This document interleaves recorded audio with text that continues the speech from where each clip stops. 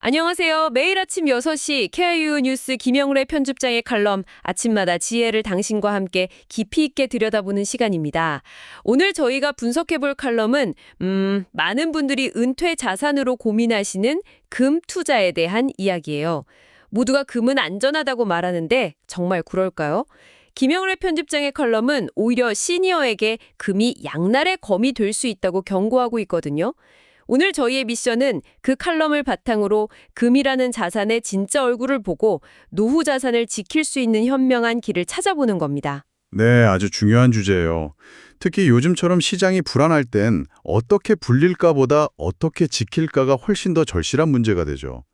이 칼럼의 핵심은 금이라는 자산 자체가 아니라요. 우리가 금에 접근하는 방식에 따라 그 결과가 정말 천국과 지옥으로 나뉠 수 있다는 점을 지적하는 데 있어요. 오늘 이 시간에는 금 투자의 숨겨진 함정 3가지를 파헤쳐보고 그 함정을 피해갈 수 있는 구체적인 방법들을 칼럼을 통해 꼼꼼하게 짚어보겠습니다. 좋습니다. 그럼 첫 번째 이야기부터 시작해보죠. 칼럼은 먼저 금이 왜 그렇게 매력적인 투자처로 여겨지는지 설명해요. 역사적으로 인플레이션 시기에 가치를 지켜주는 방어수단이었고 경제 위기 때마다 빛을 발하는 대표적인 안전자산이라는 거죠. 그렇죠. 불확실한 시대에 금을 갖고 있다는 것만으로도 오는 그 심리적 안정감이 상당하고요. 그런데 바로 여기서 칼럼이 첫 번째 경고등을 켭니다. 레버리지 ETF나 인버스 ETF 같은 고위험 파생 상품은 절대 쳐다보지도 말라고요. 사실 이름만 들어도 좀 복잡한데 이게 구체적으로 왜 그렇게 위험한가요? 여기가 바로 첫 번째 함정이에요. 이 상품들의 본질을 이해하는 게 정말 중요해요. 레버리지 ETF는 금값이 1% 오를 때 2%, 3%의 수익을 내도록 설계됐고, 인버스는 반대로 금값이 내릴 때 수익이 나는 구조예요. 아, 단기적인 방향성 예측에 모든 걸 거는 사실상 투기에 가까운 상품이죠. 그런데 진짜 무서운 건 칼럼에서 지적한 변동성 감소, 영어로는 Volatility Decay 효과 때문이에요. 변동성 감소요? 네, 우리말로 하면 변동성 때문에 원금이 녹아내리는 현상 정도로 이해할 수 있어요. 변동성 때문에 원금이 녹아내린다니? 그게 어떻게 가능하죠? 금값이 결국 제자리로 돌아오면 원금도 그대로여야 하는 거 아닌가요? 이게 정말 직관적으로 이해가 잘 안 되거든요. 그렇죠. 그래서 많은 분들이 함정에 빠져요. 제가 아주 간단한 예를 들어볼게요. 만약 당신이 100만 원을 2배 레버리지 상품에 투자했다고 해보죠. 네, 100만 원이요? 첫날 금값이 10% 올랐어요. 그럼 당신의 자산은 20%가 올라 120만 원이 됩니다. 오, 기분 좋은데요? 그렇죠. 그런데 바로 다음 날 금값이 10% 하락했어요. 아, 그럼 당신의 자산은 20%가 하락하는데 기준 금액이 120만 원이잖아요. 네, 그렇죠. 120만 원의 20%인 24만 원이 빠져서 96만 원이 됩니다. 자, 보세요. 금값은 10% 올랐다가 10% 내려서 거의 제자리로 돌아왔는데 당신의 원금 100만 원은 96만 원으로 줄어들었죠. 이게 매일 반복된다고 생각해 보세요. 금값이 오르락 내리락 횡보만 해도 내 계좌는 서서히 녹아내리는 거예요. 아, 이제야 확실히 이해가 되네요. 수익이 날 땐 늘어난 금액을 기준으로, 손실이 날 때도 그 늘어난 금액을 기준으로 복리가 적용되니까 등락을 반복하면 결국 내 원금만 갉아먹는 구조군요. 바로 그겁니다. 이건 정말 장기적인 안정성을 추구해야 하는 시니어 투자자에게는 독약과도 같겠어요. 정확해요. 칼럼이 강조하는 것처럼 이건 투자가 아니라 시세 예측 게임일 뿐이에요. 은퇴 자금은 단 하루의 등락에 일희일비해서는 안 되잖아요. 그래서 이런 파생상투는 피해야 할 첫 번째 함정으로 확실히 기억해야 합니다. 네. 첫 번째 함정은 확실히 피했습니다. 그럼 이런 위험한 길을 피해갈 수 있는 안전한 대안은 뭘까요? 칼럼에서는 시니어를 위한 보수적인 금 투자 방법 3가지를 제시하는데 가장 먼저 나오는 게 아주 고전적인 방법이네요. 실물금을 직접 사는 거요. 골드바나 금화처럼 말이죠. 네, 가장 원초적이고 직관적인 방법이죠. 실물금의 가장 큰 매력은 어떤 금융 시스템이 무너져도 그 자체로 가치를 지닌다는 거예요. 그렇죠. 디지털 숫자가 아니라 내 손에 줄 수 있다는 안정감이 크죠. 네, 비상 상황에는 그 어떤 자산보다 빠르게 현금화할 수 있고요. 하지만 칼럼이 지적하듯이 이 방법은 생각보다 골치 아픈 문제들을 동반해요. 맞아요. 영화에서처럼 제임스 본드 악당도 아니고 집에 골드바를 쌓아두는 건 현실적으로 어렵잖아요. 도둑이라도 들면 어떡해요? 바로 그 점이에요. 보관과 보안의 문제가 가장 커요. 이걸 안전하게 보관하려면 결국 은행의 대여금고를 이용해야 하는데 그럼 또 비용이 발생하죠. 더 큰 문제는 거래 비용이에요. 실물금은 살 때 부가가치세 10%를 내야 하고요. 아, 맞다. 부가세가 있었죠. 네, 팔 때는 또 수수료를 내야 해요. 사고 파는 과정에서 10% 이상의 비용이 발생할 수 있다는 건데 이건 금값이 10% 이상 오르지 않으면 시작부터 손해라는 뜻이에요. 배보다 배꼽이 더 커질 수 있겠네요. 그렇죠. 실물금이 주는 안정감의 대가가 생각보다 비싸네요. 이런 번거로움을 피할 수 있는 대안으로 칼럼이 제시하는 게 금 현물 ETF와 금 관련 기업 주식이군요. 이 둘은 언뜻 비슷해 보이는데 투자 관점에서 보면 완전히 다른 상품이라고 봐야 할까요? 네, 이건 정말 중요한 차이점이고 투자자들이 종종 혼동하는 부분이기도 해요.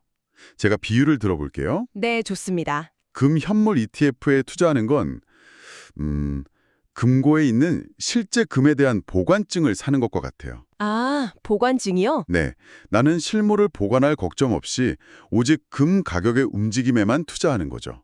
금값이 10% 오르면 내 ETF 가격도 수수료를 제외하고 거의 10% 오르는 아주 정직한 방식이에요. 금 자체의 소유권을 주식처럼 편리하게 거래하는 거군요. 맞아요. 반면에 금 관련 기업 주식, 예를 들어 금광회사에 투자하는 건 완전히 다른 게임이에요. 이건 금이라는 원자재가 아니라 금을 캐고 재련해서 파는 사업에 투자하는 거예요. 사업에 투자한다. 네, 비유하자면 금 보관증이 아니라 금을 만드는 공장의 지분을 사는 셈이죠. 아, 공장의 지분이라니 확 와닿네요. 공장은 금값 말고도 신경 쓸 게 많잖아요. 기계가 고장날 수도 있고 직원이 파업할 수도 있고요. 경영을 잘못할 수도 있고요. 정확합니다. 그래서 금값의 영향뿐만 아니라 해당 기업의 경영 능력, 재무 상태, 심지어 광산이 위치한 국가의 정치적 리스크까지 전부 영향을 받아요. 아, 그렇겠네요. 있겠고요. 그럼요. 금값은 지지부진한데 B라는 회사가 새로운 채굴 기술을 개발해서 생산 비용을 획기적으로 낮췄다면 그 회사 주가는 오를 수도 있고요. 또 회사가 이익을 내면 배당이라는 추가 수익을 기대할 수도 있다는 장점도 있고요. 그렇군요. ETF는 순수하게 금 시세만 따라가는 단순한 투자라면 금광 주식은 금 시세에 더해 기업의 성과까지 분석해야 하는 복합적인 투자네요. 맞습니다. 칼럼에서 우량 기업을 잘 선별하는 안목이 필수라고 강조한 이유를 알겠습니다. 네, 그래서 시니어 투자자라면 뭐랄까 개별 기업의 리스크를 분석하는 게 부담스러울 수 있으니 상대적으로 구조가 단순하고 투명한 금 현물 ETF가 더 적합할 수 있다는 게 칼럼의 논지입니다. 자, 이제 어떤 방식으로 금에 투자할지 결정했다면 칼럼이 거의 황금률처럼 강조하는 원칙으로 넘어가 봐야겠습니다. 바로 분산 투자와 리밸런싱이에요. 특히 전체 자산의 5에서 10% 정도만 금에 투자하라고 아주 구체적인 숫자까지 제시했어요. 맞아요. 이걸 더 큰 그림에서 보면 금은 우리 자산 포트폴리오의 주인공이 되면 안 된다는 뜻이에요. 주인공이 되면 안 된다. 네, 주식이나 채권처럼 수익을 내는 공격수가 아니라 팀이 위기에 빠졌을 때 든든하게 골문을 지켜주는 골키퍼나 수비수 역할을 해야 한다는 거죠. 많은 분들이 금은 무조건 안전하다고 생각하지만 금 역시 가격 변동성이 분명히 존재해요. 여기에 모든 자산을 몰빵하는 건 너무나 위험한 선택입니다. 5에서 10%라는 수치가 사실 좀 보수적으로 느껴지기도 해요. 만약 정말 큰 경제 위기가 온다면 금 비중이 더 높은 사람이 승자 아닐까요? 이 원칙이 너무 안전만 추구하는 건 아닌가 하는 의문도 들거든요. 아주 좋은 질문이에요. 바로 그 혹시나 모를 대박에 대한 기대를 버리는 것이 은퇴자산 관리의 핵심이에요. 5에서 10%라는 비율은 지난 수십 년간의 데이터를 통해 포트폴리오 전체의 위험을 낮추면서도 안정성을 유지하는 최적의 균형점으로 알려진 수치예요.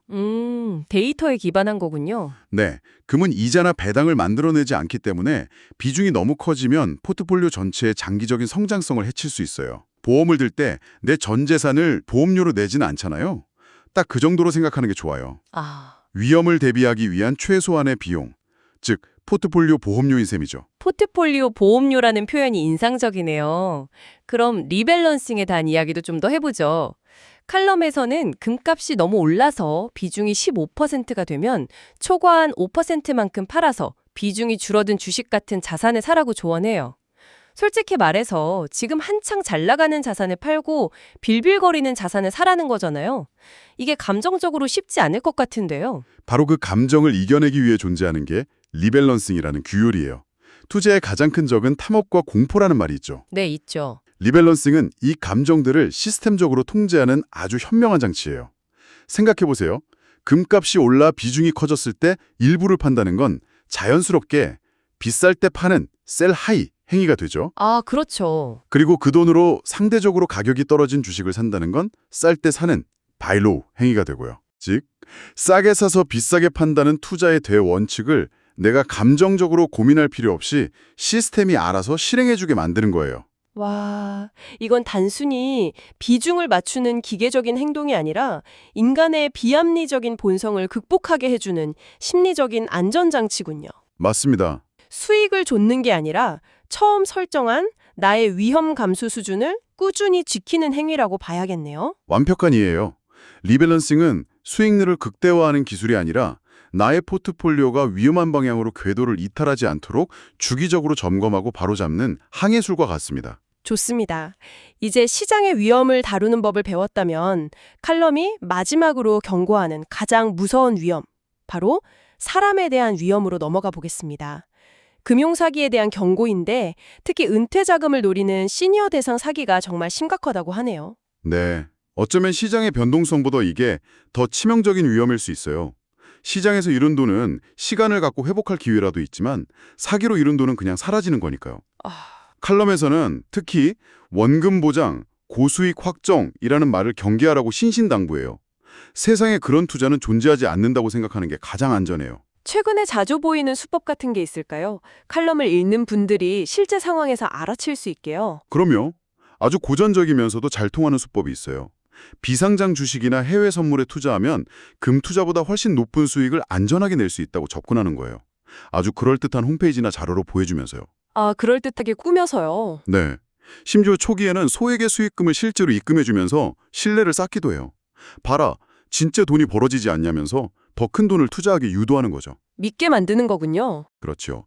하지만 그 돈을 빼려고 하는 순간 연락이 두절되거나 사이트가 사라져버려요.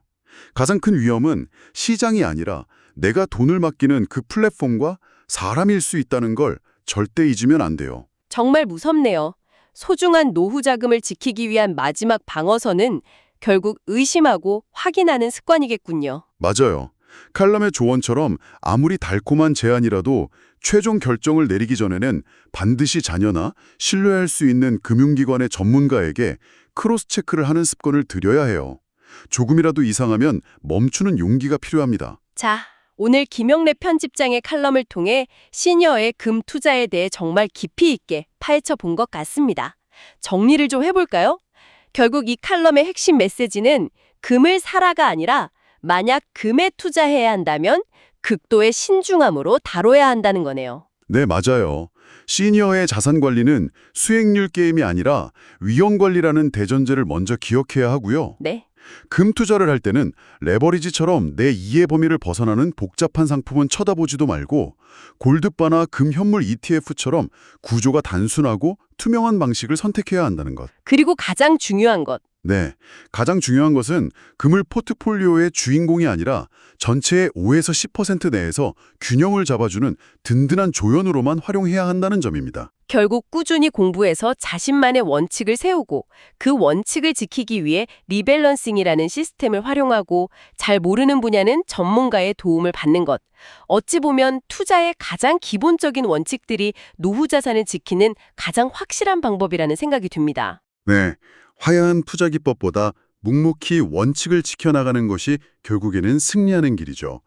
오늘 저희가 함께 나눈 이야기들이 당신의 행복하고 여유로운 노후를 설계하는 데 튼튼한 주춧돌이 되기를 바랍니다. 오늘 칼럼은 안정적인 노후를 위한 금융자산의 관리법에 대해 이야기했습니다. 그럼 마지막으로 이 생각의 지평을 조금 더 넓혀보는 질문을 던져보면 어떨까요? 진정으로 풍요로운 노후를 위해 당신의 비금융자산, 즉 건강, 인간관계, 그리고 새로운 배움 같은 것들은 지금 어떻게 분산하고 또 주기적으로 리밸런싱 하고 계신가요?